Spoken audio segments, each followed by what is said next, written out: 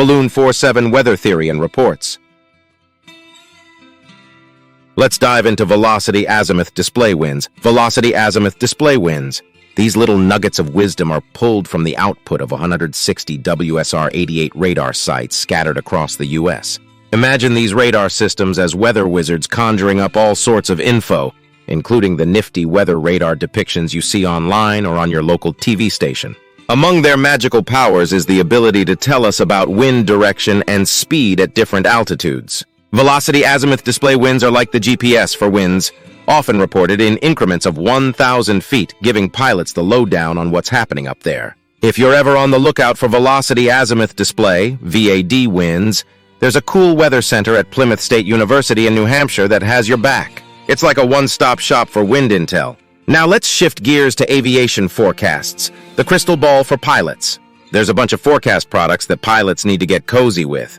FD reports that is wind and temperature aloft forecasts. TAF, terminal aerodrome forecast. Federal Aviation, or aviation area forecast, and the rock stars of in-flight weather info that is significant meteorological information known as SIGMET and airman's meteorological information known as AirMet.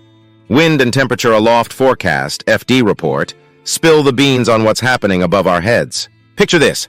Twice a day, based on upper air observations, we get the scoop on wind directions, true north style, and temperatures at different altitudes.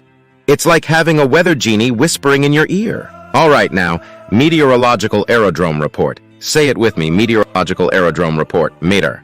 It's basically the lowdown on what's happening with the weather right now. Picture it like a snapshot of the atmosphere. Meteorological aerodrome reports are cool, but they have their own secret code, so let's break it down.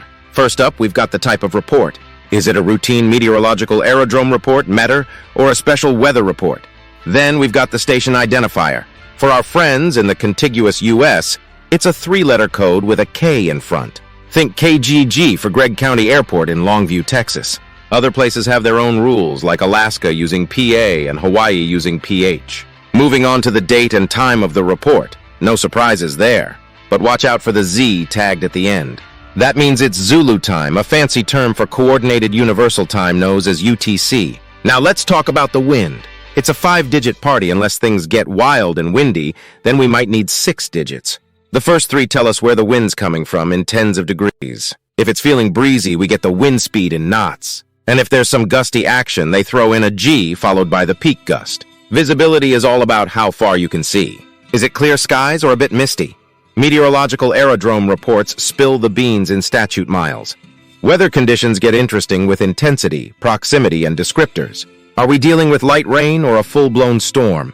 Is it right on top of the airport or chilling 5 to 10 miles away? Meteorological aerodrome reports have the answers. Sky conditions are like a cloud diary. How much cloud cover at what height and what type?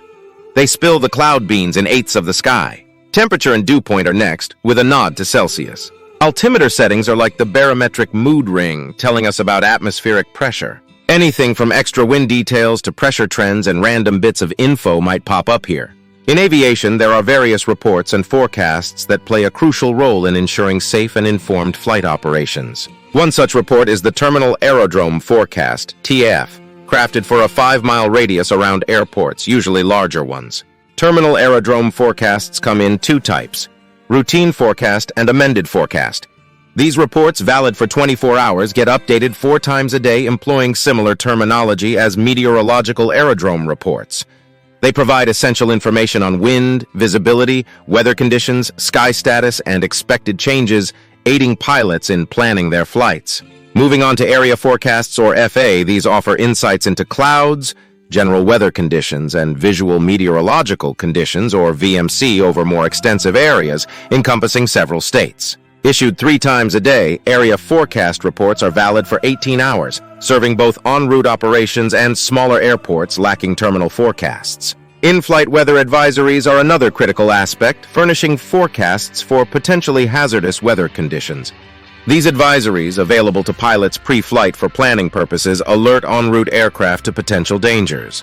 Airmen's meteorological information, or AirMet reports, designated with the code WA, are issued every 6 hours, addressing phenomena considered potentially hazardous to light aircraft or those with limited operational capabilities. Airmen's meteorological informations cover moderate icing, turbulence, sustained surface winds of 30 knots or more, widespread low ceilings, reduced visibilities, and extensive mountain obscurities.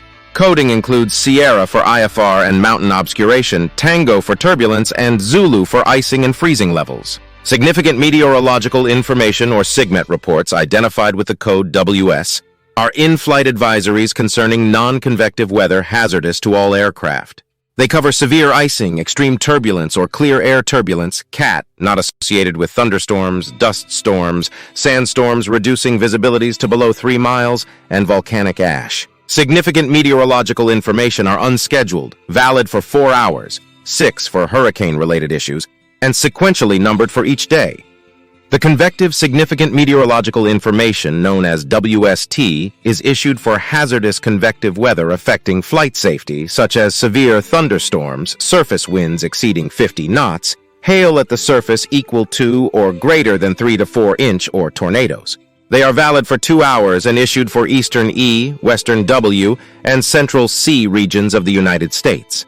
Pilot weather reports, PIREPs, provide real-time information on in-flight conditions, including cloud heights, wind shear, turbulence, and icing.